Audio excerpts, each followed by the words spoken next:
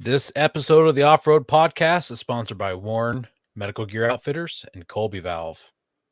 Off-Road Podcast, episode 399, Hypothetical Alaska Trip.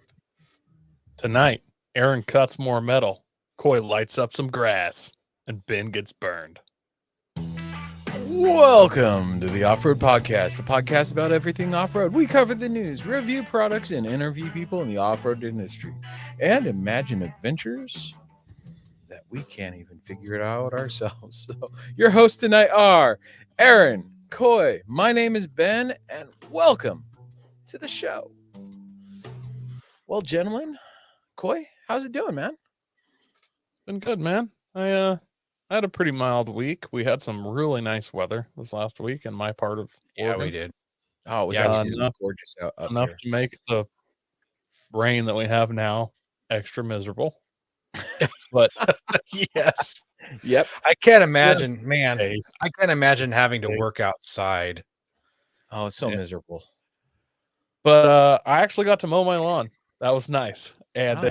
That's good. I have a pond at my house, and in the center of it is a small island. And it has gotten so overgrown that you can't see the ducks and stuff swimming around. It's just this big. So I went out and lit it on fire. It was pretty cool. My daughter Did was you- yelling at me. Hey, Darwin. Did you light it on fire with a bow and flaming arrows or anything cool like that? I started with a full can of carb clean and a lighter. And I just used it flamethrower style to get it all going. And once grass is going, it goes. So Gotcha. got to burn down. I was hoping that you did it from a distance or something. That would have been pretty neat. 3 or 4 feet. I have a bridge going across the island, so I had to kind of make sure I didn't burn the bridge down. But other than that, yeah. Gotcha. Darwin says that his kids were on spring break says we're on spring break, so I'm assuming last week, and it snowed there. He's in Indiana. It seems like it snowed here last week too, but I don't know. But it was also nice. I can't remember anymore. I think that was the week leading up to last week. Yeah. It snowed off and on every day of the week. Yeah. Wildly Yeah, unseasonable. we actually hit 60 degrees in Oregon on Thursday, I believe.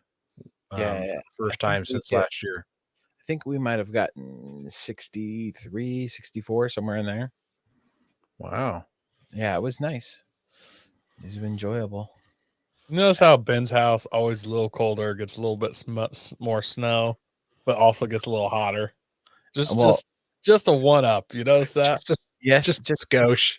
just Just a little more, just a little hotter, just a little colder. A little wetter, a little more rain, the forest fire is a little bit bigger. A little bit closer to his house. almost Yeah, like it's a little bit better here. yeah, it seems that way. I've been to your house though. Aaron, what have you been up to, man? I got to work on my shop both Thursday and Friday last week. The weather was so nice. I went out. Here's a photo of the front of it. I had 3 sides of siding done. Now I have the front almost done. Basically, I just have you can barely see it in the very center between the 2 garage doors. I have like a 8-inch wide piece I've got to cut and slip into that section. And then I've got a lot of trim in places to put up, and then some screws to hold down existing trim. So basically done. I found a door over the weekend for it, and then turns out it was too narrow, so not going to work. So I'll just keep shopping for doors. I'm trying to hold out on because I can buy a brand new door, but there's some places around us called Habitat for Humanity Restore, where people donate building materials and you can get stuff. And it was the perfect door, except it was narrow. It was a 2-foot 8-inch wide door rather than a 3-foot wide door. So not going to work. I was gonna say that's close, but I mean It is close, but I had already trimmed the metal inside of my door, not to fit, but I made a very rough opening, and even with the overlapping metal that I had, it wasn't enough to fit that much narrower door. So Yeah. And I also I've got a group of friends that we meet up once a month and do some training and learning and stuff. And we did a trauma. I led a trauma first aid class, kind of teaching how to use different trauma things, what to do for trauma stuff. And then we talked ham radios. So it's just some nerdy stuff like that. It's a good time. I'm not going to spray foam it, Mark. Maybe Darwin says, "What do you expect when Ben lives in One Upsville?" I mean, spray foaming would be really nice for insulating it, but I don't think that I will spray foam to fill gaps and stuff like that. So, yeah, that's pretty much it. I worked a lot last week also. One of the first times I put in overtime with this company, and we put in a lot of overtime last week. So Nice. that'll make the paycheck nicer. How about you, Ben? Did you put on just a little bit more siding on your shop than I did this last week? No, I still don't have a shop. But because we had a nice day, we actually leveled out. We went to one of our job sites. We were replacing some pedestals for our trailer park, and we were digging with his Dennis's little excavator, and we had finished up pretty quickly. And he's like, "Hey, let's go to your house." So we popped over to my house and leveled out the whole area for the shop. I surprisingly enough forgot to take a picture of that. So, but You then, guys use that? Do you guys use that bucket attachment you guys created? no, that's going to be for the gravel, Okay. um, which um, which I think we're just going to be waiting for the next nice day. It might be like the beginning of April. I also that same day, on our way back to the shop, I got a call from the builders that they moved me up a month. So Awesome. my new date is June 19th instead of like July 15th or something like that. Or July 19th. I don't remember what day exactly it was in July, but they moved me to June 19th as my potential start date or my latest start date. So I'm pretty When's stoked. Overland Rally? Northwest The Overland Rally. 18th. The 18th. It ends on the 18th. So the 19th is a Monday. That's Yeah. also Juneteenth for those who keep track of that. Juneteenth is the 19th of June. So So they can celebrate breaking ground at Ben's house and celebrate Juneteenth. Maybe you can make some muffins or something. Chocolate muffins. we I'm trying to think. And then I finished the LEDs, got them all in. They all work. Nice. Way brighter, way nicer. I can actually, when I'm driving at night or in the morning, I can see what buttons what for once, which is kind of nice. But unfortunately, I did that while I was doing that, and that is the USB cable for my throttle controller, which threw me into limp mode. Because it like grounded out or something. I don't know. So I rewired it up and I had to like clear my ECU, like reset it by like pulling the battery cable for a while and all that. And then I remounted the React to a better spot because it was on one of those like magnet things on the AC vent. And so when it got hot, it would like fall off. Oh. And I was like, yeah, let's not have it right there. Like if I'm using the heat. So I took that off, remounted it in a better spot. And yeah. And then Friday, I found something pretty cool. It was a Toyota 4Runner that had been totaled 2006. That is pretty cool. Yep. 2016. And they were parting it out. It wasn't cool because it was a totaled 4Runner. It was cool for me because it was total 4Runner that they were parting out.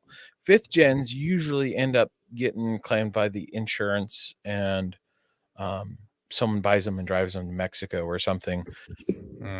You don't see their parts very often for cheap. And the guy only wanted $600 for a TRD rear axle with locker.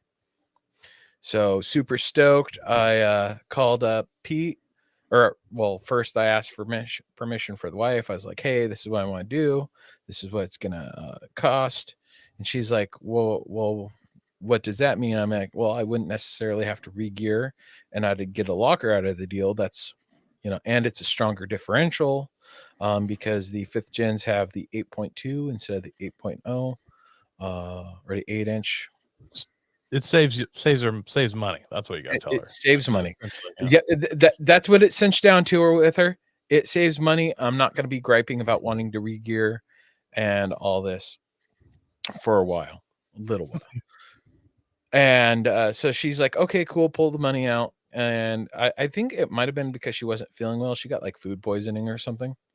So That's not good. yeah, I hit her at a time of weakness, and it worked out. So the next day, Pete comes over. You just got to start poisoning her, Ben. There we go. That's my plan. I'm just gonna. does she have any allergies you can inflame? Exploiting her allergies. Yeah. No, yeah, this is I'm so lactose glad free she- ice cream, sweetie. Enjoy So, it. I'm so glad she doesn't listen. Yeah, I'm so glad she doesn't listen. But so I called up Pete because he has a trailer, and so I was like, "Hey, Pete, I want to go get this. You want to come help me?" He's like, "Yeah, sure." He comes over the next morning. We drive out there. The guy's like, "Hey, I'm running late because it's at his friend's property," but he's like, "Hey, it's right over here. Go ahead," and he knows you're coming. I'm like, "Okay, cool." And I get there and I pull out my tool bag and I hop under it and I look under it and I'm like, something's off. And I start patting around and I don't feel the box where the solenoid is for Actuator. the actuator. Yeah. And like my heart just kind of dropped. I'm like, oh, damn. So I called the dude up and I'm like, "Hey, this isn't a TRD," because I got up and I walked around, and on the back, what is that? The C pillar, the right behind the door, Mm-hmm. it said Yep. limited. Well, it had what used to be a limited decal, and like the glue was still there, and I found the limited decal in the passenger seat on the floor with the Man. busted out windows. And he's like, "Oh, I am so sorry." Apparently he got the information from his nephew of what it is. It was his nephew's, and he's out fishing in Alaska right now. Yeah, weird shit. So did you just tell him, "I'll give you $100 for this axle"? No, I was just so done with it that I just walked away. I should have probably grabbed the No, you shouldn't have.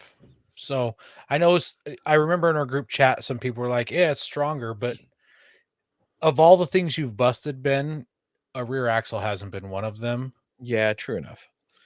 It's I agree even with if you you, got it Aaron. for a At that point, while you had the guy guilty, just be like, "Look, dude," and just lowball the daylights out of him. If you're gonna re-gear later anyways, why not Yeah. re-gear the stronger one? And then you'd have the axle for cheap. So well, the but if he funny- gets a TRD locked axle, won't yeah, it be the stronger one? it Well, will. it could Yeah. be. So That's the ultimate end goal. I went on cardashpart.com because that's the Mhm. junkyard to price out axles because they're $3,000 right now. They're like 25 Wow. to 3,000 for a whole rear axle assembly right now. Like I was saying, Seems like you could buy an should've got entire that. truck for that amount. I could re-gear And- my Forerunner for that amount and put in lockers for a little bit more. So it was just like, yeah, not worth it right now. Yeah. So the Toyota tax is really high. I'm really sad. Not Well, super duper sad. I'm but sad that you didn't get one of those axles, but I have really enjoyed mine for a long time now. So like they're nice to have. I've been looking, like I'm constantly looking for either totaled FJs that are 2013 and newer. I think it's, what is it, 13 and newer was when 10. 2010 and newer. yeah, 2010 and newer, and then 5th gen Forerunners for total, so I can like where they're parting it out so I can grab that rear axle or at least the center. So I'll keep searching. Maybe I'll get lucky. And now I've at least got the wife where she'll agree to that much. And maybe something will happen and it'll work out for me. She'll get poisoned again, and he'll get a little bit more money the next time, and a little more poison and a little more money. Yeah. Don't worry, Ben. We're with you. We won't turn you in. And none of the listeners listening right now will turn you in for poisoning your wife either. I'm pretty sure of it. You know, what's funny is she's allergic to alcohol, so I could just put something in her drink. Not only is it getting her drunk, but So you're No, spiking her it's drink. funny. she doesn't drink anymore. alcohol. It's funny. She used to enjoy a margarita and like her face would start turning red and she'd have to drink Benadryl instead. No fun. Wow. And I would say, were you making the margaritas? Because the booze that you drink and use, I No. might be allergic to, and I like alcohol. No, Saying. this was some other place. This was a couple All other right. places. So, let's see. Let's not forget our Earth Day Trail. Earth Day Trail cleanup is coming up April 22nd. You don't have to do anything except go 1 outside. month away. That is 1 month 1 month away. So 4 weeks. Mark your calendars. Get out there. Hit the trail. Pick up some trash. Every little bit helps. It's on a Saturday. What's the worst that can happen? You make the world a better place, right? So yeah, Earth Day. Go clean up. Do some good. We also want to thank our sponsor, Patriot Patch. Head over to patriotpatch.co and check out their selection of great patches, shirts, cleaning mats, signs, and stickers. You can also join the Patch of the Month Club for $15 and receive a patch, matching sticker, and artist proof each month. We just got an email today about the Patch of the Month, and boom, we'll trade for Easter eggs. And yeah, I would definitely trade for Easter eggs. Not trade for Easter eggs. I trade for this, like all my Easter eggs. Yeah, absolutely. That knife in that photo, I want one of those so bad. A Rambo knife?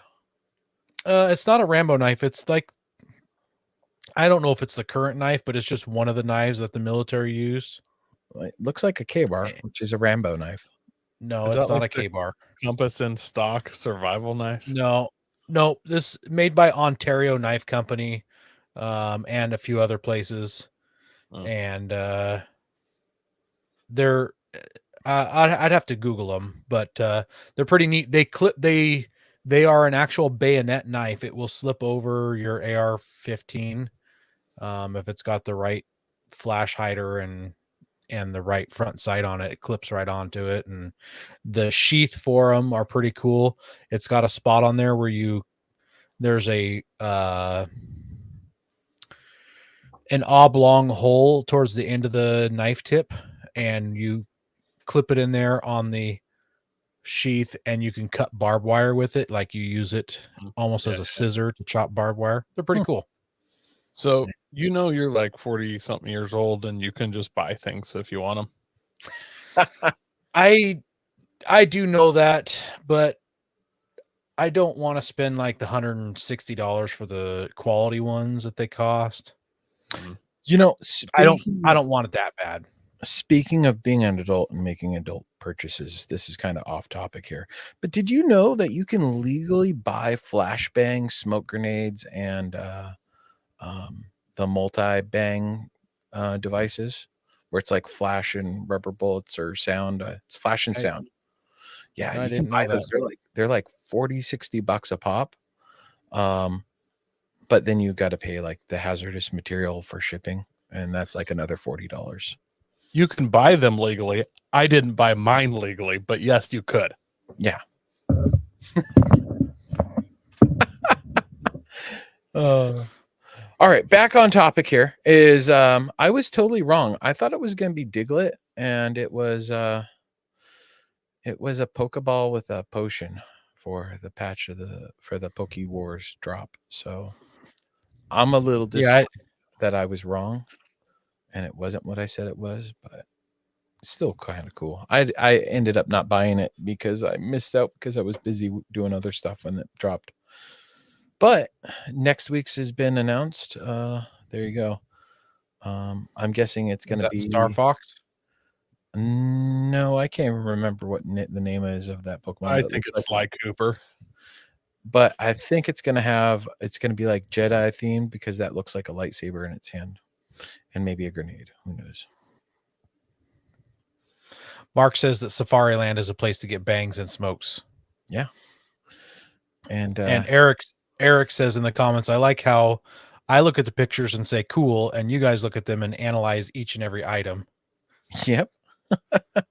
And then I saw this little gem on Patriot Patch. It's a Hidden Cloud Ranch, M18 original. I thought that was hilarious. So I saw a short video on social media this week where some guy was taste testing ranch flavored ice cream that you can buy in the store. ew. And he's like, this is disgusting. Then he's like, hang on a second, I'll be right back. And he goes and gets some buffalo wings and he like dips it into the ice cream and he's like, oh, this is really good. So I was gonna say I'd put a scoop of it on my pizza. Do you guys remember the adult root beer? Like not your father's root beer or not your dad's root beer. Yeah. And it was yeah. alcohol root beer. I know a few guys that made like what were they? Root beer floats with those. Yeah. That just doesn't sound like something that would mix very well in my stomach. Yeah, especially if you use the ranch ice cream. Have tire troubles ever left you deflated? Colby Valve has got you covered. Ever have a valve stem leak? Colby Valve makes reusable and easily replaceable valve stems that don't require you to remove your tire from the wheel. They work with your off-road rig, ATV, side-by-side, commuter vehicle, or even your tractor. Never be left stranded again because of a busted valve stem. They also have a tire repair kit for those punctures that keep you away from doing your favorite thing, wheeling. Make sure to check out colbyvalve.com or ask for them at your local off-road products store. Man, our news is packed this week, Aaron. Yeah, it is. I'm going to take this first one. Okay. Yeah, I'm taking the first one. So this first news story comes to you direct from the Off-Road Podcast. This is nothing you're going to hear anywhere else. This is an exclusive Off-Road Podcast. So if you haven't noticed, we can't seem to shake Coy. We can't. He's just been like clinging on like a dingleberry. We've tried rid, still haven't got rid of him. I shaved my think of head. myself as a floater. You can't flush me. Yeah, he's been really greasy. He floating at the top. It just will not go down. So, yeah, if you haven't noticed, Coy's been hanging on with us. We asked Coy to join our host lineup, and so welcome, Coy, to the Off-Road Podcast. It's a little overdue. We wanted to wait. We could have announced it several weeks back, but we wanted to wait till we were really close to our 400 number. And that's our next week is going to be our 400th episode for the Off-Road Podcast. And it's going to be all about me and all about Ben and all about Coy also. But yeah, it's going to be all about us. So we wanted to announce before that episode that Coy is an official Off-Road Podcast host in training apprentice. Yeah, you got to put your hours in before you got to get your hours in. This is the first time I've been an apprentice. Yeah. Didn't realize it was an apprenticeship. I thought I was journeyed out already, but nope. I'm gonna have to talk to my union rep about this because I'm pretty sure I got my journeyman card. No, it doesn't apply because it was a food and lowered car podcast. It's true. Whereas it's true. And barbecue podcast, like and booze. And camels. Wait, and hang stuff. on. Those are a lot of things that we talk about on this show. Yeah, it does seem similar. Yeah. Yeah, really similar. Yeah, but not the same. Clearly. And all joking aside, though, yes, Coy is an official host. He doesn't even have to be an apprentice. He is an official host on the show. Coy, we are so happy to have you on the show. We appreciate your commentary. You make us laugh all the time. I couldn't be happier with the choice. Well, thank you guys. I too believe that you're super happy that I'm on the show. Uh, I should thank you. I should thank you into bullying me into opening up an off-road trip, so that you could come, so that we eventually met and then eventually became friends, and then and here you are. I like to think of myself as those people that just, like dress for the job. We just force my way, force my will into happening just pure presence. But thank you guys for the opportunity. I got big shoes to fill, and I'm super excited. And the pay is nearly doubled from what it was as a guest host. So Definitely. Yes, nearly. yeah, And really then we made an upgrade. This is another breaking news from the Off-Road Podcast. We made an upgrade to the Off-Road Podcast fans group. We weren't in love with the name. While we enjoy you guys as fans, we needed a name for you guys. So it's now the Pavement Hater. Wow, I'm really butchering it already. But it's the Pavement why- Haters Club. The Off-Road Podcast Pavement Haters Club. Because That's why we were going to have Coy do this segment. Yeah, I totally butchered it. Coy, That's you know okay. what? Take it away. it's like this, guys. We're always just trying to say fan page and this and that. ICP has the juggalos, and we have the pavement haters, ourselves included. Yes. So from now on, we're going to refer to our fans and listeners as the pavement haters, probably ourselves. And so from here on out, you're the pavement haters, guys. Embrace Pavement haters. Someone asked, well, how are we supposed to get from trail to trail if we're pavement haters? And my answer was as fast as possible. Considering how you drive, that's not very far away, right? Holy crap. Hang on a second. Travis, when you say, is this the same Coy from TSD Northwest? Are you talking about time, speed, distance Northwest? Possibly, yes. I wasn't on that team. I was on a team called Street Sweepers, but wow. Deep pull, man. Yeah, I'm the only Coy you're thinking of. Same one. Yeah, I don't know any other Kois. Like, rare enough name. There Wow, you go. small world. It is a small world. And the more Coy and I have talked, Coy and I have crossed paths many times without knowing it. Hopefully I didn't bully the daylights out of this Travis person at any point or anything. Oh, you're on Team Car Freaks. Nice, man. Yeah. I can't think of your face, but yeah, we probably know each other. Yeah, Coy, you bully everyone, or at least me. Well, I mean, sometimes I do it with animosity, and sometimes it's a friendly bullying. There's like two stages. So I'll Two not stages. wonder which stage I'm at. I love it. Well, this next one's yours too, Coy. Ford, they put out a patent on a double pivot on a pickup truck mid-gate. So this is not for any of the trucks in their lineup currently. This is for unibody trucks. Think like Rivian style.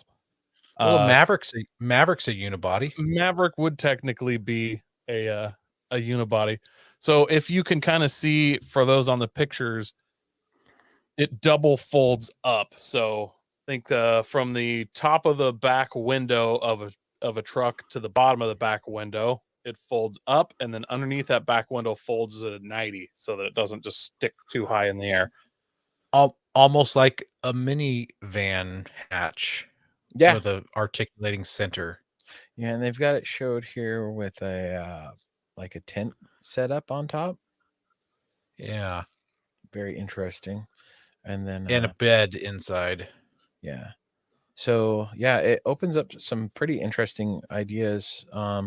We've talked about this with what was that? It was one of the electric off-roaders. The Bollinger, yeah, because they had the frunk with the pass through and the bed where it had a pass through. So like literally you can touch the very front and the very back on the inside of the vehicle. Yeah, I think you could haul like 18-foot lumber or something. Yeah, it was something ridiculous like that. So it's kind of reminiscent of the Chevy Avalanches. Had a pass through, a little different, but I mean, there's been a lot of vehicles with different kinds of pass throughs. This one seems more like that picture showed, for putting some type of camper on the back or something. Like you can't really drive with it just sticking up in the air. No, So I But- don't think it's Probably just sliding plywood or boards or pipe in and getting extra cargo space. but if you look at this other picture with this double pivot, it also can Yes. set up on like the bed, even though it's a part of it with it being a unibody, but it also can sit on top of like the lip of the bed. So then it's almost it's open U-ish. I don't Yeah. understand how that works exactly because It's So double. I think it can pivot both this way I and understand that part, but for it to pivot up, it has to be narrower than the bed. For it to come back yeah, down, I think that photo is a little misleading. I doubt that it's on top of the bed rails in that Yeah. photo. In fact, you can see it's not. oh, And- okay, yeah, you're and- right. Yeah. it's a patent, so it's very Yeah. hypothetical at this point, I'm sure. Yeah, nothing. None of their vehicles have it. It's for plans futures. They were talking about the Lightning potentially getting it, so it would no longer be a body on frame. It'd then be a unibody, which the F So series. did it say in the article that it would not be for body on frame vehicles? I Well, just no, said because there's nothing in its lineup right now. nothing in their lineup other than Maverick is the bed one piece with a cab, which is what this Yeah. requires for that to work. So this, I mean, technically could be something in the Maverick's future, possibly. Yeah. Or a new F series, or all sorts of options. Speaking of things being in our future, Ben, what about this next article? Oh, I found this article and I laughed and I was like, man, I've got a riding lawnmower sitting in the backyard, because lifting lawnmowers apparently make surprisingly great and cheap off-road toys. So this guy here, Travis, he's built the this little off-road lawnmower, and there's an article about it. They're cheaper than most vehicles. Modifying them, obviously you're going to have to do the modifications. There's no kits out there. But given the cost and affordability, it looks really fun and Look at capable. the headlights on that thing. Yeah, Those look like some of those JW speaker headlights, although they're smaller. So there's those are like probably some. some sort of LED fog, but Those are probably like Jeep LED fog lights. He's got a little light Yeah. bar. He's got like a little ATV winch on it. He's got some suspension built up on it. With I'm honestly really sad that he doesn't have wobbly eye, those stick on eyes. googly eyes. googly eyes. on That the would be headlight. wicked. That'd be funny. Eric says, "Where's the rooftop tent?" Listen, Eric, this ain't no overlander. This is a rock crawler. This is Yeah. for rock crawling. This not lawnmower is the over one you follow a trail of beer cans to find. Can you imagine taking that to Tahuya? Like, maybe that's as soon as the shop's done and I've caught up on a few projects, I'll do that to the lawnmower and I'll go to the Tahuya with Maybe we Mark need to get says- Mark says that pit bikes are fun for a reason. I hope these go mainstream. I do too. I think that there's an overabundance of old lawn equipment like this. Yeah. Well, yeah, and I want to in see someone do it with a zero turn though. I was about to mention I'm waiting for zero turns to get cheap enough that I can take the deck off and then make my own track system and just be a tank, because that's what I've always wanted to be. So Dude. it's funny because it's but in the past I know like the Morton Loggers Jubilee they do Click lawnmower on that races. comment. They do lawnmower races and then they do Do they have lawn travel? That's like oh long travel, but lawn travel. yeah. That's terrible, Mark. That is a terrible joke, and I love it. I think I'm gonna reach out to Travis and see about getting him on to talk about this lawnmower though. It's so cool. But I had to share the story because it's cool and it looks fun. I actually bought when I lived in Tacoma and I had a piece of property that was not big enough for one of those. I bought for $100, or maybe I got it for free. I can't remember, but I got a lawnmower similar to that, and it was in pieces. And my plan was to just build something fun and goofy like what they're doing there. I didn't know anything about off-roading back then, but I just wanted to build like a cheap quad that I could goof around on. But yeah, there you can get these things for cheap to free, and all you got to do is figure out what's wrong with the engine or something like that, and then put some bigger ag tires on it and just go have fun. Yeah, it's So I grew up with one of these lawnmowers. My uncle had back in the day, Craftsman made these lawnmowers where you like sat over the motor. Remember those? They don't really make them.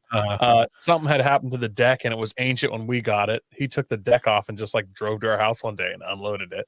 And it was like a 4-speed. It'd probably do 8 miles an hour. Like it was pretty quick actually when the deck wasn't on it. It was only 2-wheel drive. And we had a pond that would kind of dry up in the summer, so it would just be a mud pit. And we spent hours in that thing just getting stuck. And I had, multiple brothers trying to push it out. Yeah, it was a ton of fun. Yeah, that's good. All right, well, we got one more news story before we got to head out and catch our ferry to Alaska. So this last one is from the National Park Service, and they say, don't push your friends down that are slower than you if you're being chased by a bear. So what are you supposed to do? Shoot him in the leg? So they want you to identify yourself by talking calmly so the bear knows you aren't a prey. So, hey, bear. Hey, bear. Hey, buddy, And you want to cuddle? make sure you say it in English because they only speak English. It doesn't say that in the article, but all the videos I've seen, people are talking in English to the bear. So that must be the right language. They are American bears, generally, right? Let's see. Remain still and stand your ground, but slowly wave your arms.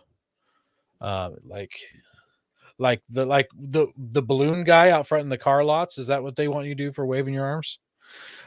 Stay calm. Remember that most bears don't want to attack. They just want to be left alone. Yes, Josh. Josh says if they're in a tree, just tranquilize them. And then they hit the trampoline and go flying 12 more feet back up in the air before crashing to the ground. It's like angry bears instead of angry birds. Yeah. Eric says, what if the bear's on cocaine? And Mark is asking, what if they're Native American bears? So here's some more important information. If the attacker, meaning the bear, is brown or grizzly bear, play dead. Lay flat on your stomach with your hands behind your neck. Spread your legs so it's hard for the animal to turn you over.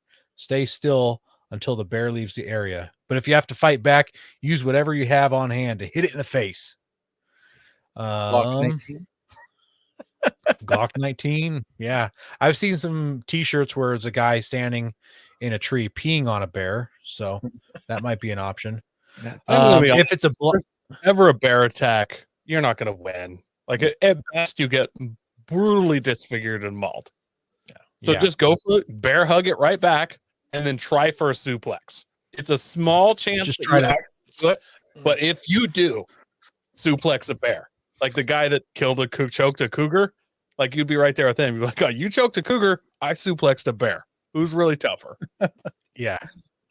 It turned out to be raccoon, not a bear, but the one that you suplexed. Or koala bear. Maybe it was a koala bear. If it is a black bear, do not play dead.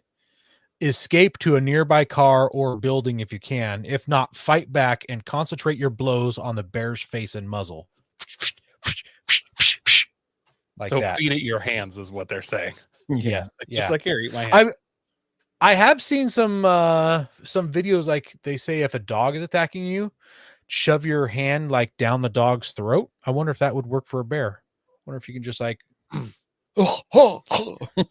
yeah. Maybe. I don't care what they say. Grab his tonsils. Like I'm gonna run around the park bench. Like serpentine. I'm not putting my hands towards his mouth. Like I'm not gonna box a bear. Like I'm not gonna start just punching this bear in its snot box and think I'm gonna win. I think the idea is if you've been tackled and you're on the ground and the bear's got you flipped over, is you're supposed to focus on those.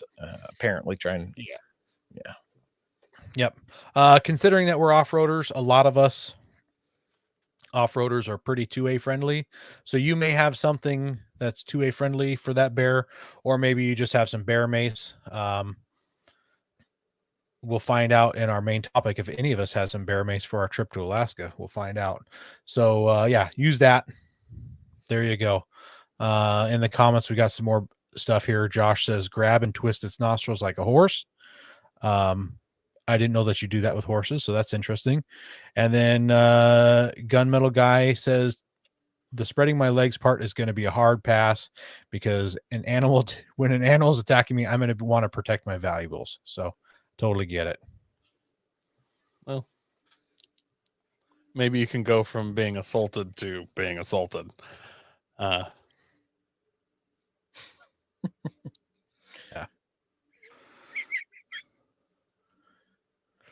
You okay? Guys, we have a sorry, I was laughing at my own joke. We got a new contest on May 8th. We're going to be doing a show with Andy from Warren about recovery stories. So leading up to that show, what we're asking you guys is to write in and give us your favorite recovery story, your funniest, your craziest, your most embarrassing, the one you're most proud of. It doesn't matter. Send us those recovery stories. We're going to pick one at random. Just spin the wheel, tick, tick, tick, tick, tick, Wheel of Fortune style. Bing. And we're going to send you a Warren medium duty recovery kit. And honestly, right now, guys, I mean, it's good odds that you're going to get this if you send it in. So send in your story. You know who I haven't heard from?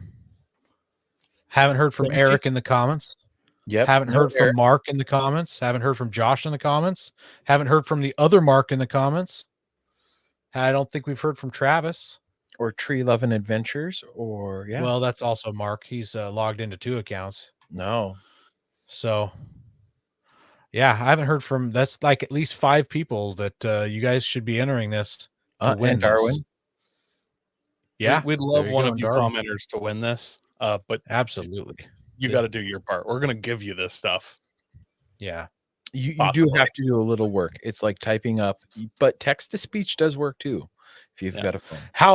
How are they going to know where to send this? Well, you know what? Just in case you're like trying to figure this out, on the top of our show notes, there is now a link that says check out our links to get a hold of us. You click that, it's going to take you to our link tree that has like every physical possible way to get a hold of us at a touch of a button. So it could be Facebook, it could be Instagram, it could be Twitter. If I get a tweet, that'll be hilarious. Because we might not see it. No, I'll see it. I'll see it. Okay. I'll see the tweet. We'll make sure we check Twitter before we go live on that show. Yes, I will. It could be our Gmail. Like all you got to do is send it. Not that hard. Because I'm all about full send, right? And I'm going to go ahead and walk you through it real quick. When you're on your phone, if you listen to this on your phone, right down here in the description, it says Off-Road Podcast. Let's do last week's 398, Andy's KOH recap. Then it says read more. You're going to click on read more, and it'll pop up the Firearms Radio Network page, support the show, and then right down here, there's a clickable link that says check out our links to get a hold of us. You guys click on that, and it gives every possible way to write in. I mean, there's multiple choices. Josh says that his is coming. He's just waiting to see if he can get stuck even better before he sends it in. I appreciate that. You got 2 weeks to get stuck, Josh. That's taking one for the team, honestly. That's admirable. Yeah. Go prepared with Warren Industries. They produced the first recreational winch in 1959 and lead the industry with their dedication to quality and reliability. When you dig yourself in deep, make sure you have the right tools to get yourself out. Get Warren equipped and go where others can't. Now, let's get ready for adventure and head into our main topic.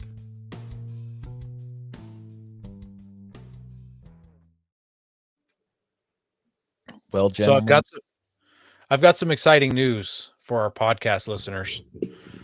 The Off-Road Podcast just won $100,000.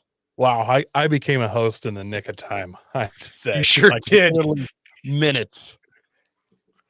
Yeah, Ben was at the diner and he got one of them scratch off tickets, or was it a pull tab? I can't remember. It might have been a pull tab. It was a pull tab.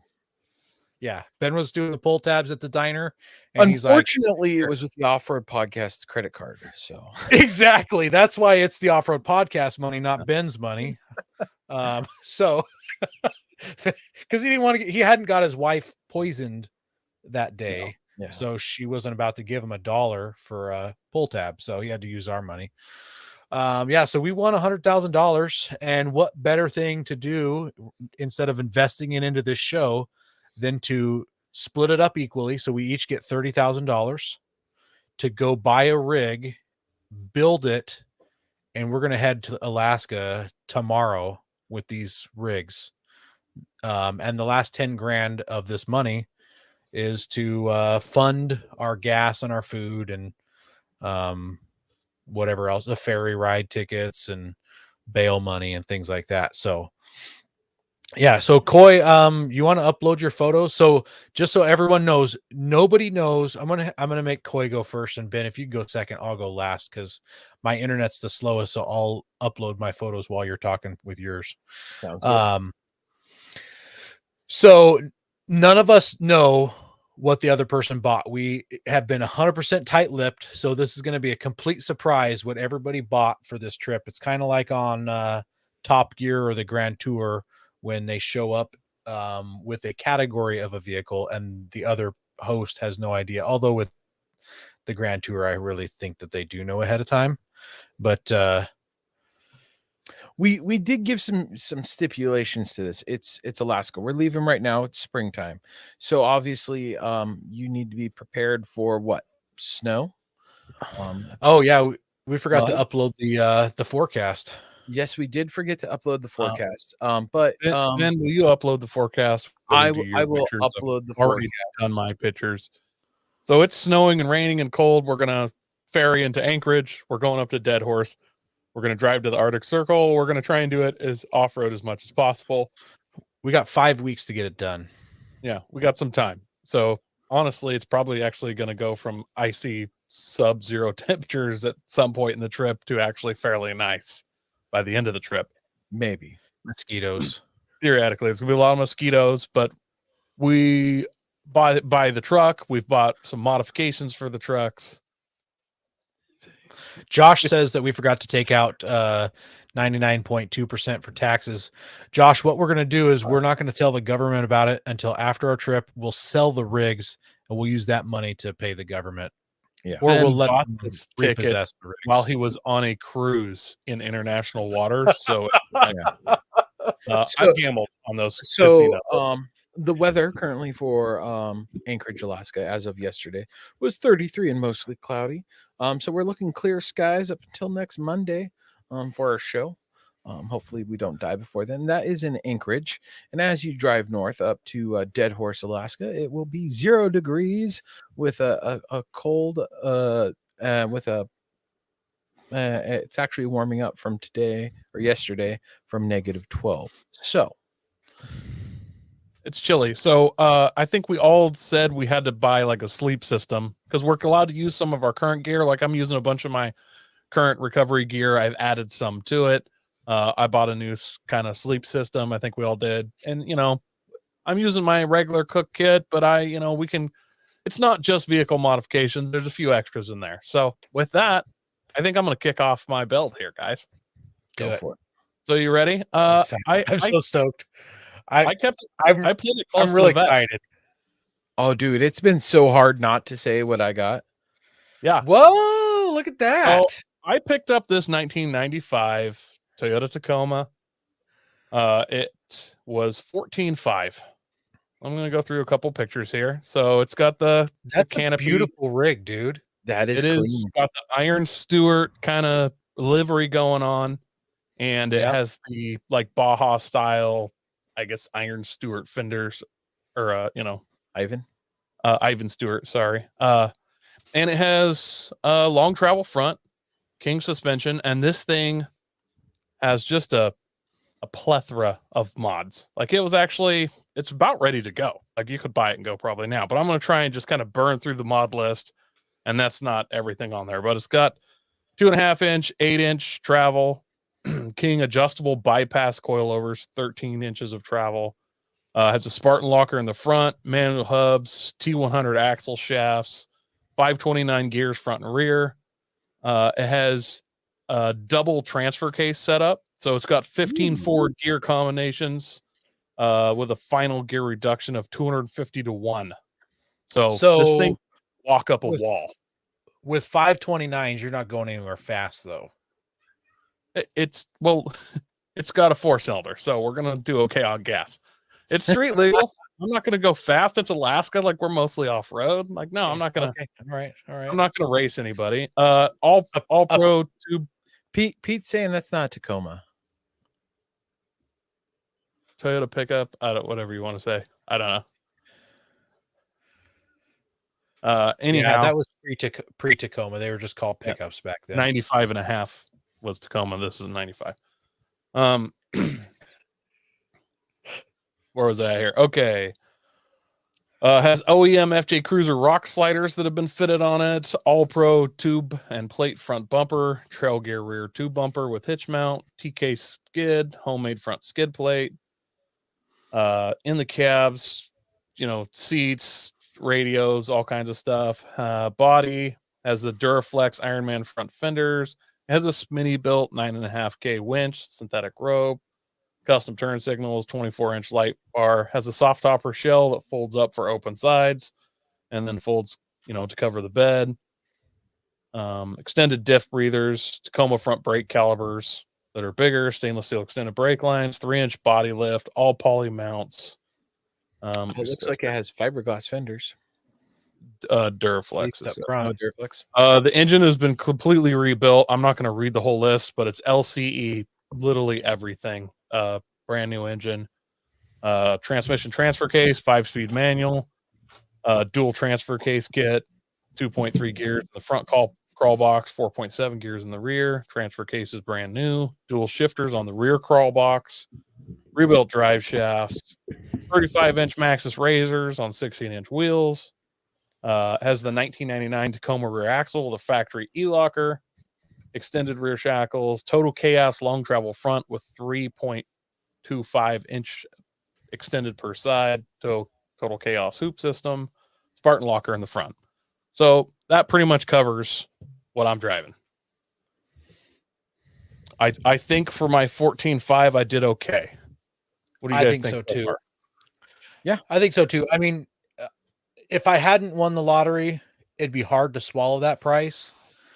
I mean, there's a lot going on with that truck, but I'm sure I fully agree. I'm sure it's I'm sure the guy has probably twice that into it, but it's a little steep. It's been for sale for a while. This ad is still up, guys, so if you look for it in my area, you can find it. So I'm going to dive into my mod list now, though. So I've learned my lesson with winches. Smitty built works good for some people, guys, but I like to go prepared. So I went ahead and picked up a Warn 9.5 XB, which is actually the winch I currently run. I use on my build on this. I got steel cable. The cheapest I could source that was $1,671. So I have $15,500 left. After the winch purchase, that drops me down to $13,829.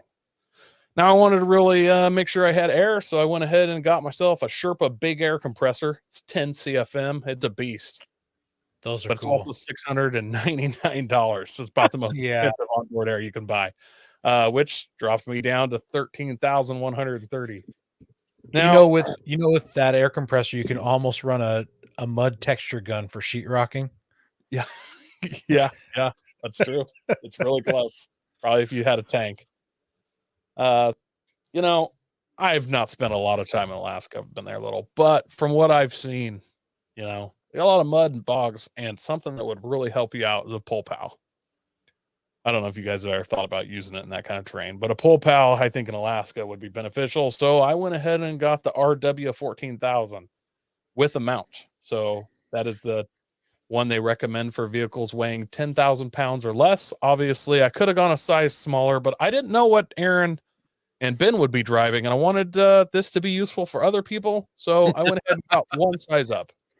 Well, There's this show. What was it, Alaska Off-Road Warriors? That's nothing like what we're doing here. That's nothing let's like not what we're even- doing, it's but not similar at all.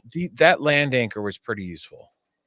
Well, they used a land anchor. I'm using a pole pal. I'm going name brand. I'm not afraid to mention name Oh brands. well, yeah. right I there. think they just didn't say it. That was a pull So this dropped me down to $12,433 left. I needed a good ham radio, so I got an Alinco DR135T. It's the upgraded model of what I currently run, so I'm already familiar with it. And it has a speaker in the mic, and since I'm half deaf, off-roading tiny 4 cylinders is generally loud. You can hold that mic right up by your ear and actually hear. So that's why I chose that one. It's not expensive. It's $189.95. 95 cents, excuse me. Drops you down to $12,243.05. Now this guy Man, you did this down to the penny. I did. Now the wheels on this truck are fine. Like I like them. They're good looking wheels.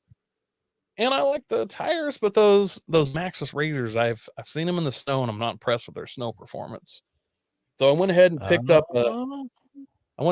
a set of Icon Rebound Pro Bronze beadlocks. Now those run about $369.99 per wheel. I decided to save a little money. I only got 4. I don't need 5. I'll keep one of my old 16s as a spare. And Okay. well, that cost me $1,479.96. But man, cool beadlocks. So that brought me down to $10,063.09. And obviously, if I'm getting new wheels, like I said, not into those razors, I'm getting new tires. So I got me a set of Yokohama Geolander XMTs. Not cheap as well. Those are $346 some odd cents each. So I spent $1,132.99 on tires.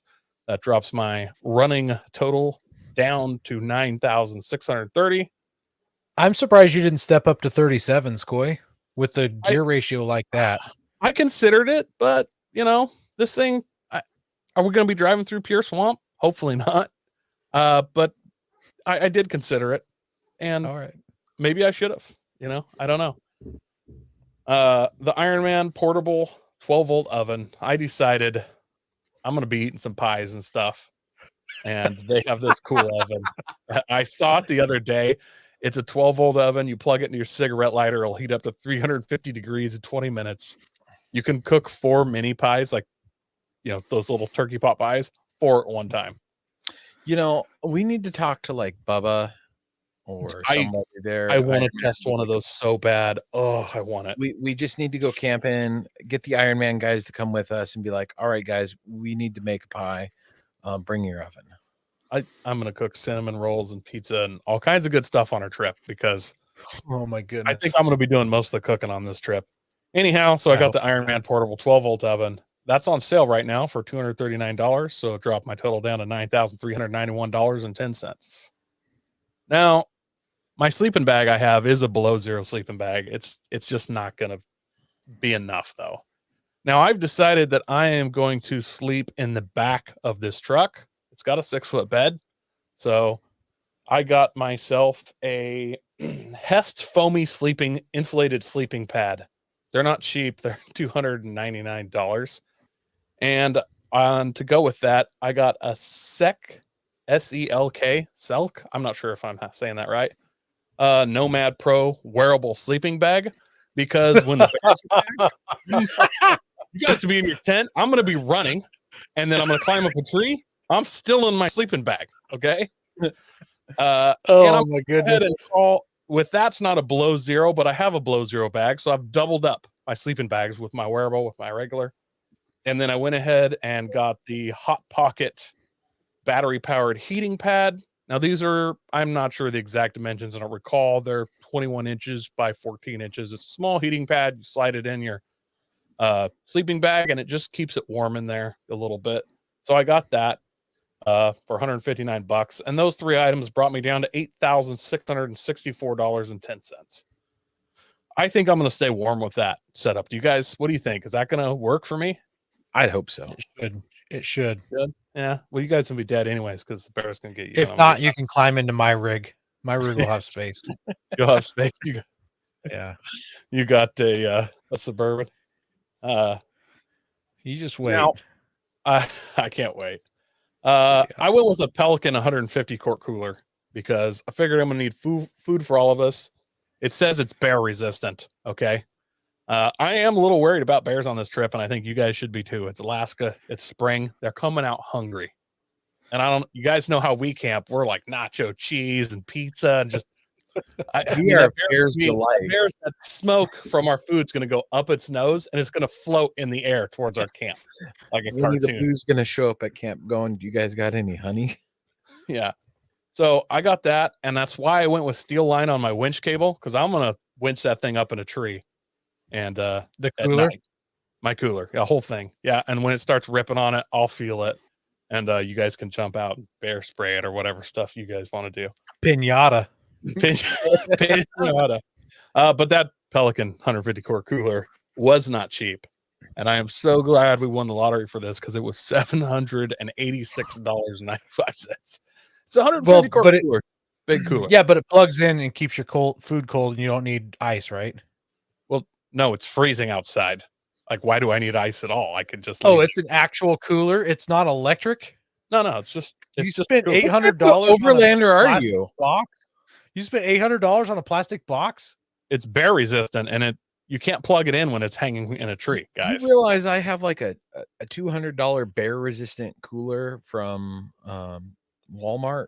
Okay, Like hey, 200 you guys won the same amount of money as I did, so you spend it on your cheapo bear resistant coolers. I got a Pelican. Okay, I don't need to. I already have one.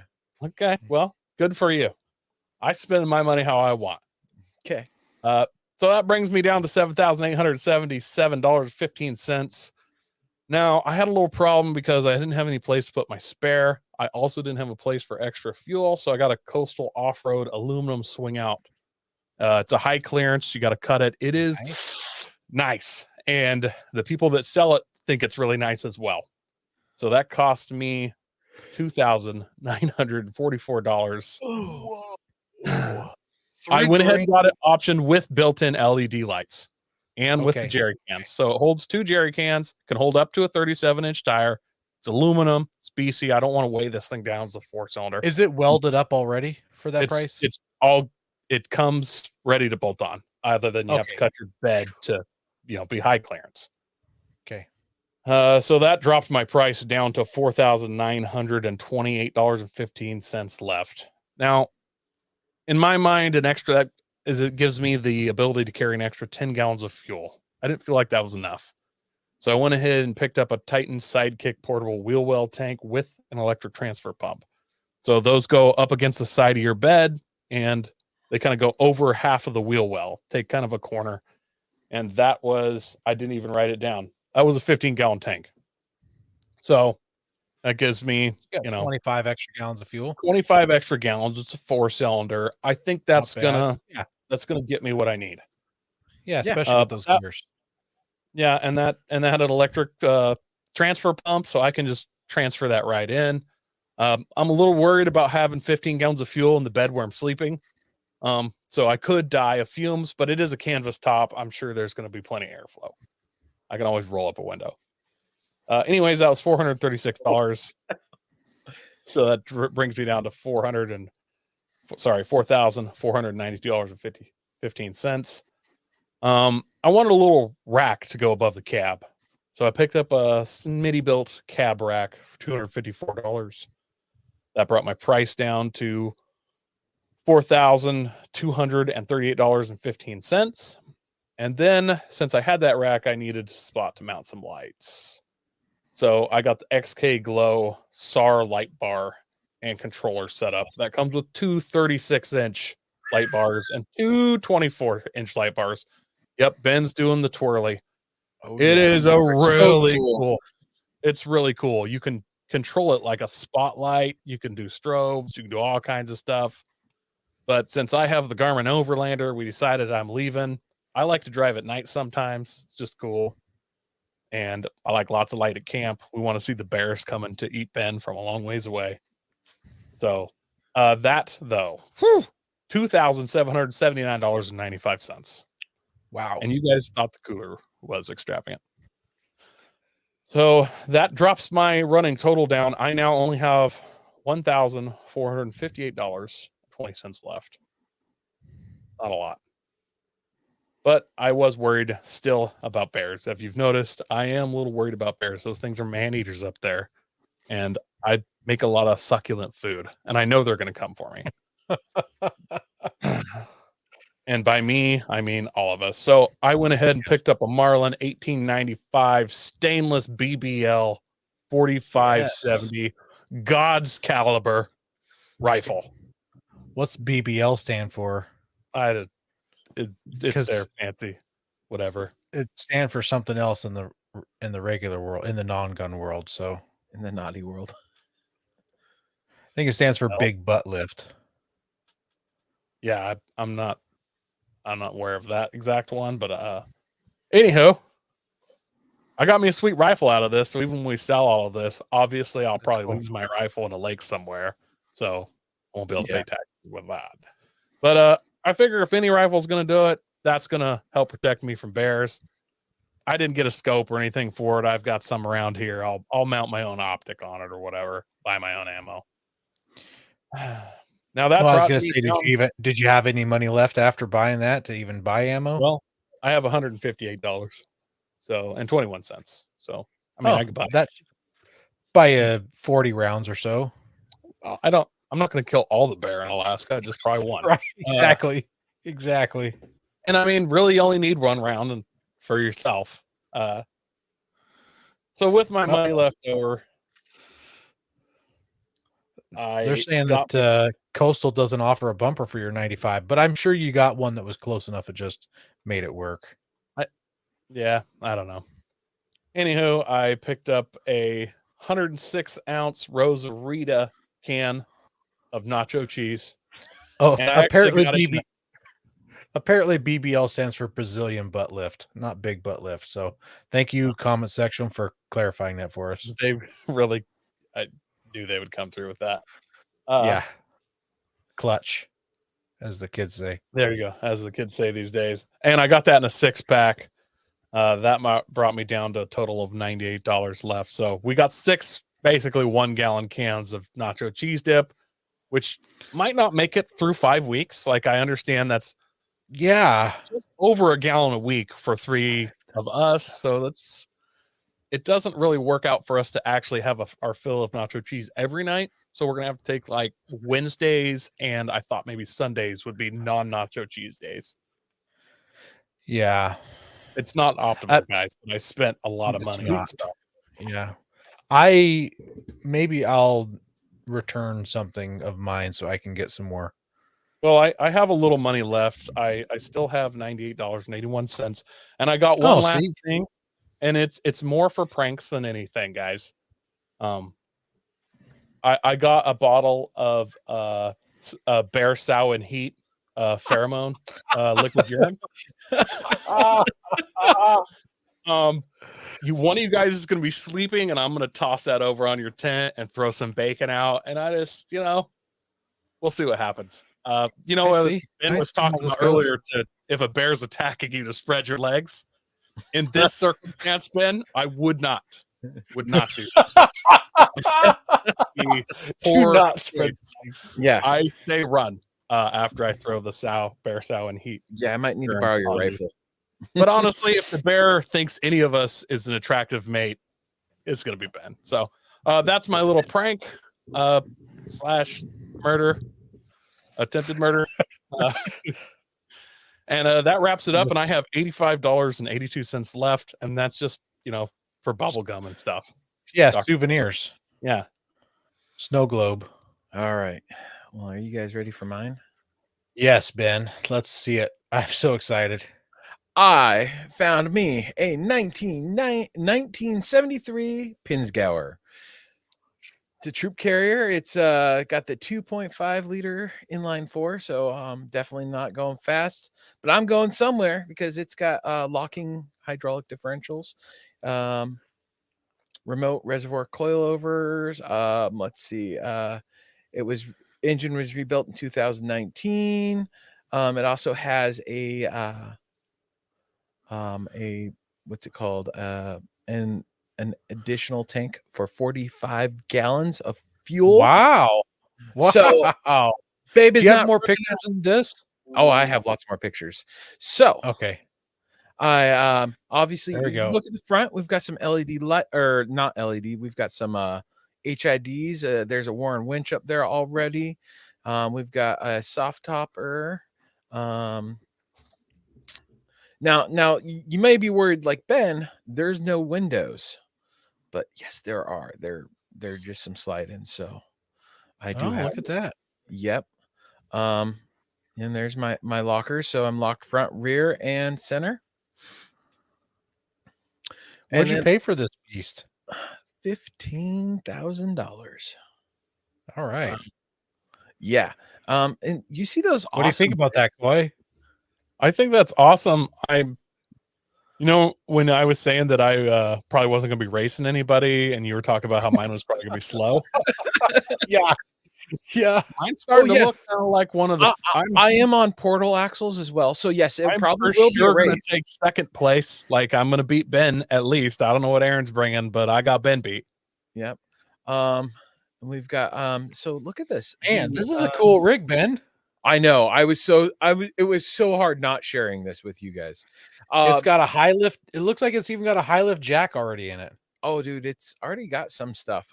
So the seats fold down and form like this giant platform, almost like something you could sleep on. It's got these storage containers on the side. There is some recovery gear that comes with it. It's okay. Looks like a bear has already tried to get into one of them. Yep. And then the tires are okay-ish. They're newer. So I was like, okay, there we go. So yeah. Wait, you're going to run those tires? That's full send. Open up that last. Open up. Look at this. It's got Super Trap exhaust, Coy. They put a dirt bike exhaust on them. Yes, they did. I sure did. Is this gas or diesel? It's gas. All right, so I spent $15,000 on the Pinsgauer. I decided that it needed a new winch, so I went with the Warren G2 winch, which is the severe duty winch, because I figured we're going to Alaska. I don't need standard duty. I need severe duty with its industrial planetary gears. So yeah, I went. That winch is not cheap though. You guys might you might want to go to the bathroom before I tell you how much this is, because it was $5,600 for this winch. What size was it? It is the 12K 24 volt G2 winch. Wow. Yeah, this is what they use for fire trucks, recovery vehicles, brush trucks, all that. It's definitely not a cheap winch, but this winch should absolutely have zero problems. This is their best winch when it comes to worldwide conditions. It's ideally suited for military applications and unique features that make them nearly indestructible no matter the extreme situation. I figured Alaska would be pretty extreme. How much does your mug weigh? Do you have an idea? It does not say. It's got to be 10,000 pounds, all right. Why don't you Google it, Coy? Let's see. So I also got. I figured I'd get synthetic winch line. I don't know if I'm going to use it right away, but I'm going to have it there. That was $500, and then I went to Factor 55, and I was like, I need the most extreme, outrageous recovery gear kit they have. So I got the Bora kit. It's $1,700. So yep, I was like, screw it. And then I went with 2 sets of the Max Tracks and their wheel mount kit. That's another $1,000 easy. I decided, I needed something to store some beer in, so I got a Dometic fridge for $1,000. And then I was looking at my sleeping bag, and I was like, this is a 0 degree bag. This might not be good enough. So I got the Teton, a big and tall XL sleeping bag that's rated for negative 35 degrees. Very nice. And then I got the sleeping pad for $90. And I was like, I think I don't need a tent because my vehicle is a tent, in which I can just sleep in the back. It's got those nice pads that Artie will lay down and make a big bed in the back. And I was like, just in case I get cold, I'll get this Blue Yeti EB70S. It is their 716 watt hour portable power station that I can charge with my rig while we're driving, just in case the sun isn't shining. If the sun is shining, I've got 2 solar panels and my other battery backups. And I'll just bring my electric blanket and plug it in, just So- to stay warm. Unimogs and the weights really vary, but the heaviest ones are about 16 tons. So Well, so this isn't a Unimog. This is a Pinsgauer. Yeah, this Those is the Pinsgauer. 710M Pinsgauer. Yes. Yeah, look up Okay. 710 Pinsgauer. 7N. M is in Mary. 710M. 710M. So I was looking at those seats and I'm like, man, I might get a little uncomfortable bouncing around in those seats. So I decided when I got to camp, I wanted a comfortable chair. So I went over to CVT and I got the CVT switchback reclining chair for 120 bucks. I decided that I wasn't necessarily sure I wanted Koi to lead the entire time. So I got a Garmin Overlander as well. So that we can Nice. share back and forth. And I believe they have some communications in between them as well. I can't remember. I went with the Ironman Maxi case, the 216, to store all my gear and keep it dry just in case. Because I do have a soft top. Branches can pierce stuff. Just bears It looks, crawl through windows. honestly, it looks like it leaks like a sieve. Yeah. Even with those hard side windows in there. I bet you lots of water comes in there. Yeah, so I wanted a dry place to keep all my gear. So I figured 216 liters would be pretty good. And I've got a couple Pelican cases as well. And then I grabbed a portable ARB twin. That is the one that's in the suitcase. You know what, Ben? I think that these window sections that you see are for the front doors only. Yes. No, I know they're for the front doors only. There's no So- window sections for so the the- back. The weight on this is between 4,000 and 6,000 pounds, depending on option stuff. So actually, Pretty- a lot lighter. Pretty light. That's Pretty light. that's about the Maybe- size of the Forerunner. On the Mhm. lighter end, could be lighter than the Toyota pickup I brought. Yeah. Let's see. I also ended up I figured, with the chances of bears and me just being overall clumsy, I headed over to Medical Gear Outfitters and I grabbed the expedition kit. There you go. Thank Because goodness we someone need got first first aid, stuff. and I'm not sure I trust Aaron to bring all the stuff, or me to remember all the stuff that has all of. Does this that come with Quick Claw and like Yes. a? Yes. Because after I throw that, No, yes, bear pheromone on you, super, you're gonna feel a lot. It's got a cauterizing pencil. yeah. Well, I'm bringing a skillet so that I can get it hot and just There you like, go. There we yeah. go. if there's And- any dismemberment, I can fix you up. So I was down to like my last $2,000. I'm like, what am I gonna get? I was like, I've got my sleeping, I've got my food covered, fuels covered, I got my vehicle. And I was like, we're gonna be gone 3 weeks. I need to be able to podcast still, right? How else are we gonna, reach out and talk to the pavement haters and brag about our trip? So I got the RV Starlink kit so that we can podcast remotely. And Oh, then, that's a fun idea. I yeah. got I got a new laptop because I don't have a laptop, and I figure I have all the other stuff for podcasting. You guys bring your mics, and boom, we can podcast on the road. And I had like $200 left. And I was like, all right, I need stuff to mount and secure my stuff. And I need a few more boxes of ammo. And I'll bring my plethora of guns that I already own. And we should be good to go. And maybe a 6-pack of beer or couple bottles of good whiskey. All right. Well, are you guys excited to see what I brought? I'm really excited to see what you got. I'm so excited too. There she is. Is that Pinsgauer? It is. I got a 1975 Pinsgauer. Mine is the 710K, which is all hard side. There ain't no bears getting in mine. Tell you that right now. I'm You not know, sure Aaron- if you understand what bears can do. That's those sides aren't Hey. hard for a bear. No, the doors lock. The doors I'm lock. just so saying, they if those can't bears unlock them. think that there is a female bear in heat inside of that vehicle, they will get in there. Aaron, Yeah. I gotta say, man, you and I were just on the same page without knowing it. Eric says It it's going to is. take you guys 2 weeks to get there.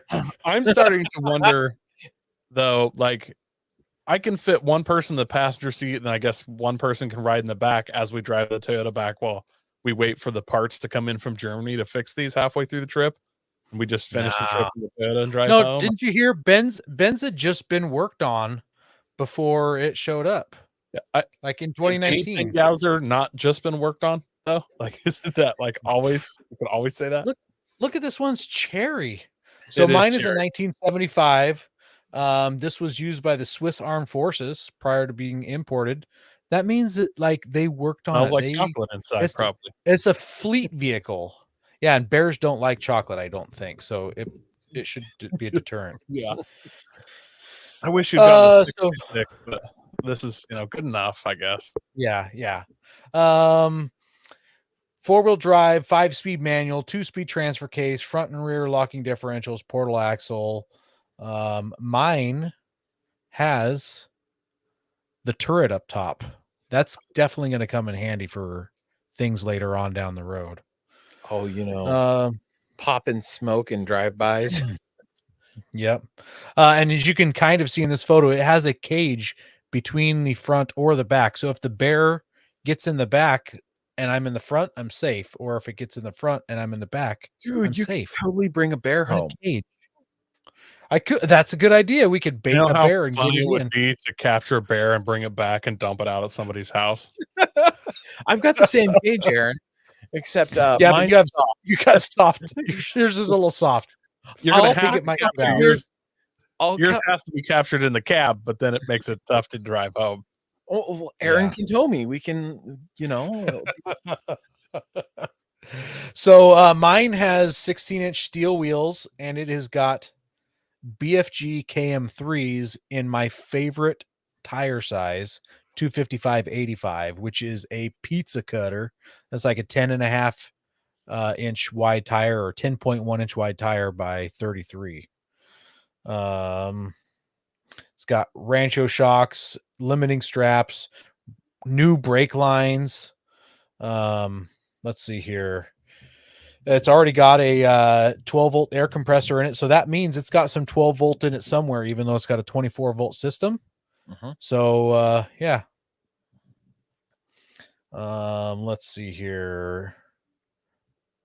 It's mine only has 60,000 kilometers on it, Coy. That's only like 40,000 miles at the most. Not very many. I don't really know. except it's rolled over. Yeah, in June of 2022, so less than a year ago, it's had rebuilt carburetors, the valves are cleaned, new distributor cap, various gaskets have been replaced, the master cylinder has been Yes, rebuilt. Mine's got less miles than yours. Mine's on The 13 mufflers. kilometers. Mark's comment is exactly how I feel. Mark says, I'm picturing a half green, half orange rig pieced together to get you guys home. If that's what it takes, I that's mean, what it it's an takes. adventure, I guess. But yeah, you guys are gonna have to argue over who's that you fix and keep driving. Which, sorry, Yeah. man, I gotta kind of side with Aaron on this. You take your winch and put it on Aaron's. And Well, here, let me tell you. So I paid the most out of all you guys. I paid 17,500 for my rig, and that's because I got the hard top. You guys are both sleeping in cloth. I'm sleeping in a tuna can. So I've got a little bit more protection from. Sleep up front. I've got a little more protection from the elements and from bears. I bought a 50-gallon transfer case. That was $1,500. I also, I'm sorry, you those bought really cool a 50-gallon what? transfer. Oh, I said transfer case. I meant transfer tank, not a Okay, transfer case. that makes more Yeah, sense. sorry. Yeah, sorry. Transfer tank for gasoline. These are gas things. They didn't make them in diesels. Mine, They do make 'cause them I'm in diesels, but most of them are gas. that's true. Yeah, that's a good point. Um, diesel heaters are super cool right now, you guys, and mine's basically a steel cabin or an aluminum cabin. I don't know what it's really made out of. Mine's a metal cabin inside. Why not have a heater? Webasto, who I think is the first person that came out with those diesel heaters, they make a gasoline version, and it is only $1,700. Let me tell you. So, what a deal right there. But that means I don't have to carry a different fuel. It's just gasoline. Which I'm going to be carrying 50 gallons of plus whatever the stock tank size holds. I have no idea how loud these things are inside. So I ponied up and bought a pair of these aircraft headset microphone setups that are noise canceling that all the aviation nerds use. So when someone's riding with me because their rig broke down, we can talk to each other through these headsets. And I'm sure I can figure out a way to rig it up to my ham radio setup as well. So I bought a 40-watt mobile ham radio, coax mount, and an antenna. It cost me $540 for that setup. Yaesu, I can't remember the number on it. I didn't write that one down. But it turns out, Coy, that it's just going to be you and I talking because Ben didn't bring any sort of communications. He's going to be just I've got smoke signals. I've got Color my me surprised. Like, how's that different from normal? I've got my Baofeng. I'm just gonna listen because I don't have You're my going to. license. I gotcha. So I don't Coy's want to break the law when we're in a foreign country. I just want to point out you got a $5,000 winch for the extreme elements, and you got a $12 radio. yeah. I know, right? you gotta Yep. you gotta get the expensive important stuff and skip out on the and get cheap important stuff as well, Yeah. right? Comms is not important. Like, Calm. No. I don't. like I've got a what are you Garmin using Mini. for, to call for help? Like, I've yeah, got a I mean, Garmin Mini, man.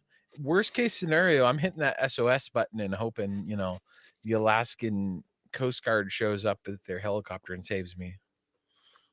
I want to point out that Ben said he doesn't want to break any laws when he's in a foreign country. Alaska is part of the United States. I Ben. know it is. It's a joke, though. well, you could see Russia right here, so maybe that's what he's talking about. We're gonna get lost and we're gonna end up in Russia. And while you guys are in the gulag, I'm gonna be like trying not to get captured because Sasquatch. Another thing I didn't hear Ben talk about, and Coy, I don't know if your rig has one either, but these Pinsgauers don't have like radios in them. And if they did, I don't know if you could pick up any stations out there anyways. So I went on Craigslist and I bought myself a Zune. They're not cheap. They're not cheap. It's $74.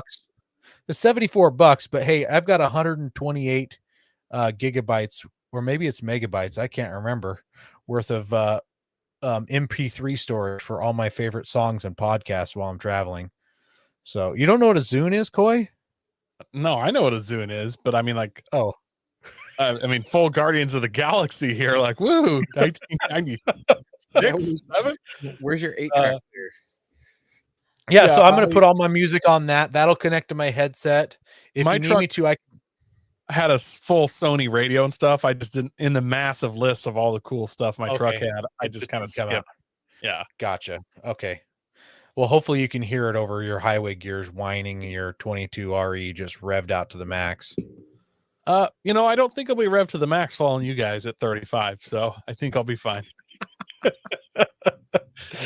Oh, yes. 100 kilometers an hour. That Zune set me back $74. I also bought a Dometic fridge, but I didn't get a picture of mine, but I bought the dual zone. So it's got the two separate flappy lids on top. So I can have cold stuff and I can have frozen stuff. because it's going to be warm inside my truck. Stuff like coolers aren't going to work in my truck. It'll be warm. I don't know if you know what that it'll be like in your trucks, but mine will be warm inside. So if I need to, I could run that gas heater while I'm driving too. So that'd be pretty sweet to keep it warm in the back and the front. Seems like I'm Oh, don't worry. Gun, so really all of it's mine.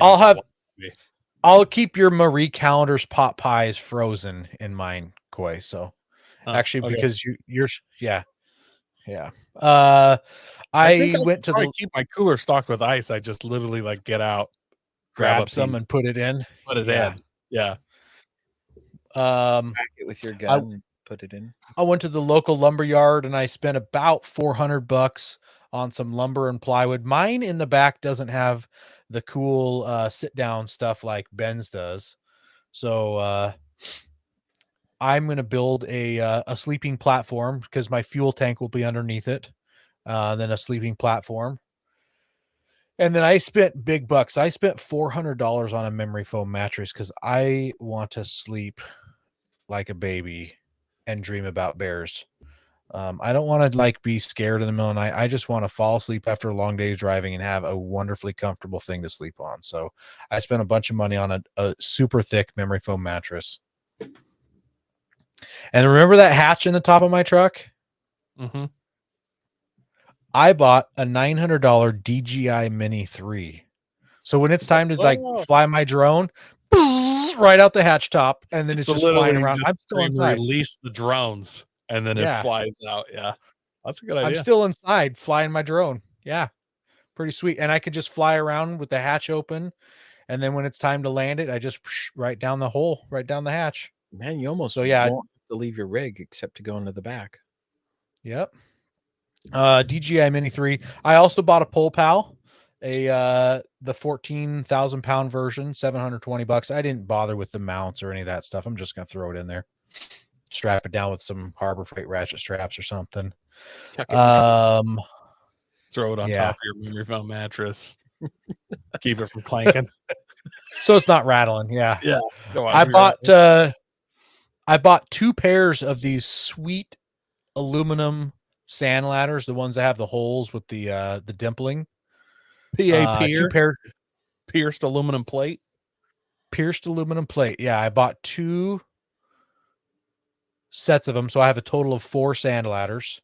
I actually initially had 8 sand ladders, but I had to dial my budget back a little bit. As far as winches go, I bought the Warren Xeon 10S, so a 10K winch, synthetic rope, in a Warren receiver cradle, so that I could move it to the front or the back on my rig. $40 for a shovel for the hood. And then I was really cutting it close on dollars.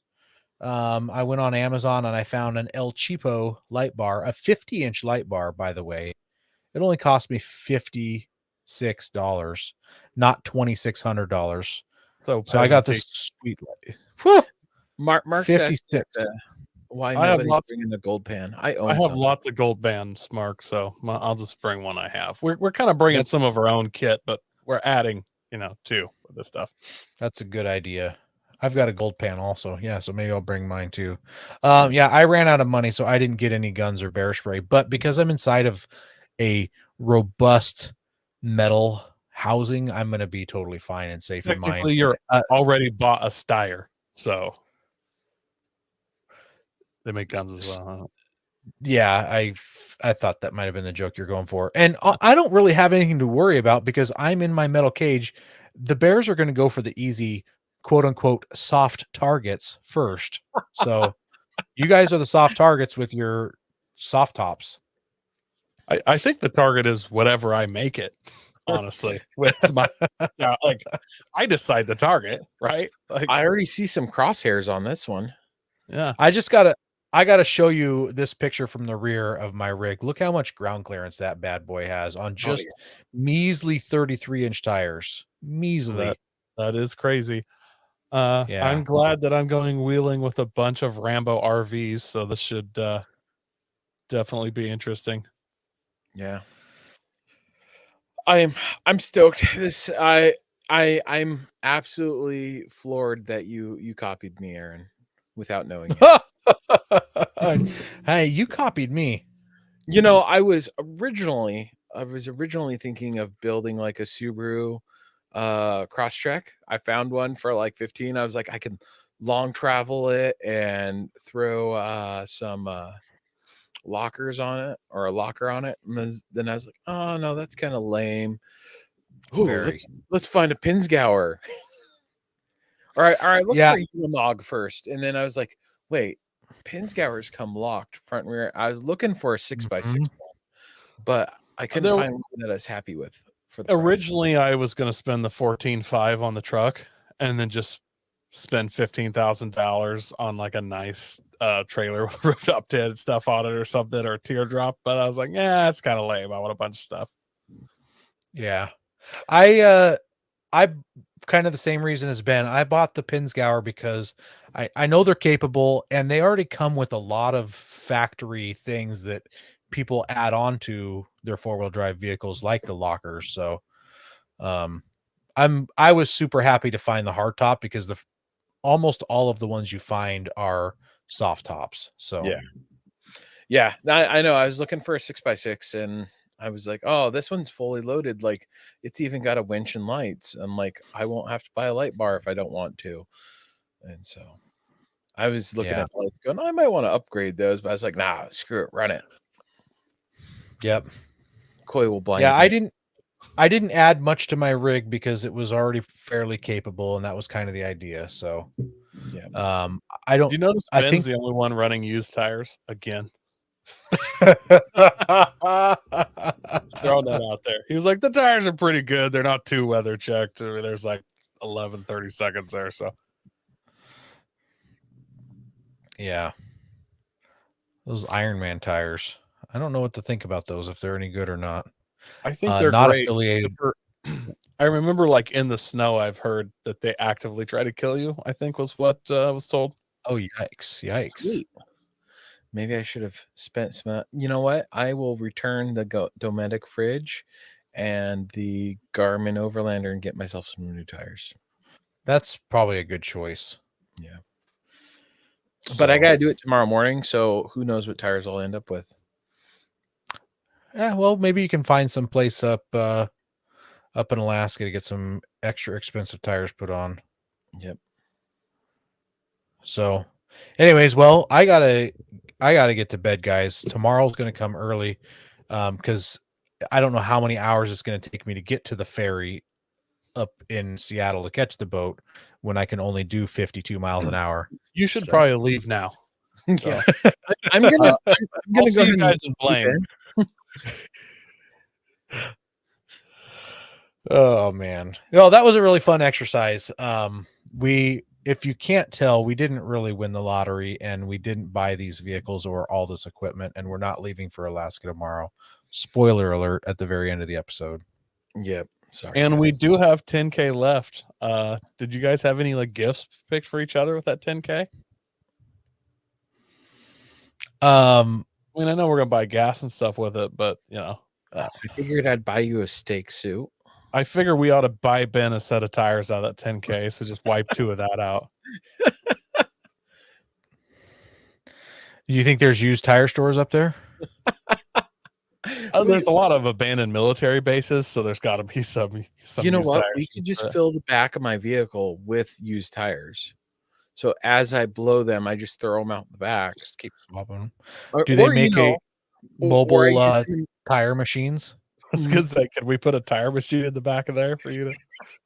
Or it could be like a mobile, hey, we need to send an emergency signal, and we'll just burn all my used tires. Well, since you didn't Yeah. bring a radio, you could use tires to communicate with me and Aaron by Yeah. smoke signal. We see the smoke in the cloud. We're like, oh, Ben is in the ditch again. Okay, all right, turn it around. Turn it around.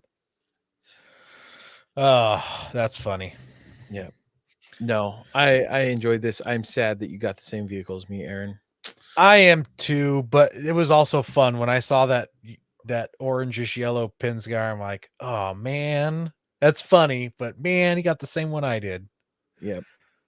I like how you decided mine would be slow with those 529s, and No- you both Oh, got I was just literally setting both you got up. 10 counters. No, I My was just setting you up, Coy. I knew that You- mine would be slower, but my 4-cylinder 22R pickup on 35s with 529s is by far the fastest vehicle in our garage. All right. Top Probably. speed. probably. Ben, our rigs are 2.5 inline 4 air cooled engines. I don't have to Google it. It's 50 miles an hour. 68 miles per hour is what they say the top speed is of a Pinzgauer. So Wow, yeah, we're that's definitely surprising. losing race.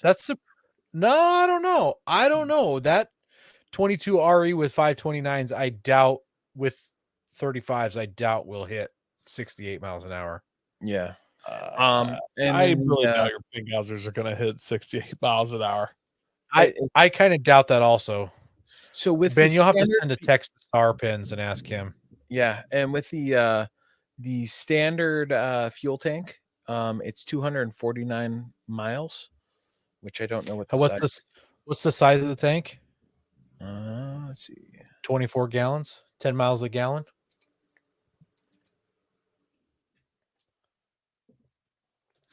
It is.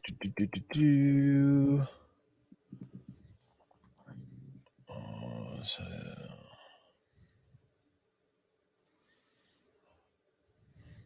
I'm 20 gonna. 20 Oh, it's gallons. 20 gallons. Okay. All right. So 75. they get about 11. They get about 11 miles a gallon. So 20 gallons, and I have 45 instead. So I'm double. Yeah, a little over double. So 45, that gets you 495 miles. I've got 70. That gets me 770 miles. Yeah. And Coy, he's got some fuel, and we can always tow him. I'm trying to think. I don't know if I'm too far out from you, Ben. It's just hard. I can't just Google what kind of mileage I'm going to get, especially off-roading. But I think those have about a 15-gallon tank in them. And I got 15 gallons in the bed plus another 10. So Yep. So you're at 40 gallons. I'm at 40 gallons. I mean, let's just say I get 12 miles to the gallon. I'm going to get a little. That's 480 miles. Yeah. I think I'll be okay. And Ben was 495. So yeah, you guys will be close to 500-mile range with yours. Yeah, that's pretty good. I mean, my range is going to diminish because I'm going to be using that gas heater often. Just to Also, keep it your all- mileage carrying an extra 50 gallons of fuel. Probably. Yeah. I'm just going to use my electric blanket while I drive, keep myself bundled. Well, knowing where these came from, they probably put out good heat for the front. Probably. I'd hope so. We should we might have to reach out to Brennan and ask him about his Sarpins rig, because Pete says he believes it does freeway speeds. Well, just about But everything he's it does probably freeway. He did might have re-geared or Unless something. unless he's talking about like the 70-mile-an-hour freeway speeds in Washington. That could be. When I Googled it on a forum, it said it should max out at 58 miles an hour. So yeah, you're going to have an extra 300 pounds of fuel on board, Aaron. You got to. That's not that much though. 300 pounds isn't that much for a troop carrier. It's not much, right? Especially with how light my vehicle is already. But yeah. All well, right. Thanks to everyone who listens to us weekly, stuck through us through the whole show, and you watch us live. I can't say thank you enough. I love when you guys stick through the whole show like that. We really appreciate you. Share us with your friends, help us grow. God bless America, and welcome to the Pavement Haters Club.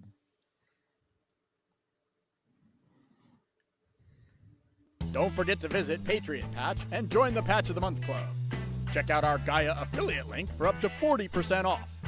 Also, don't forget to head over to Warren Medical Gear Outfitters and Colby Valve to see all their great gear. We're a proud part of the Firearms Radio Network. Got a comment or question? Send it to us through our webpage at firearmsradio.net or through our social media channels by searching for Off-Road Podcast. Also, you can listen to us live at overlandradio.com Mondays at 7 p.m. Pacific. When off-road, please remember to have fun, tread lightly, be safe, and courteous. Thanks for listening. All I gotta say is Pinsgower for the Winsgower.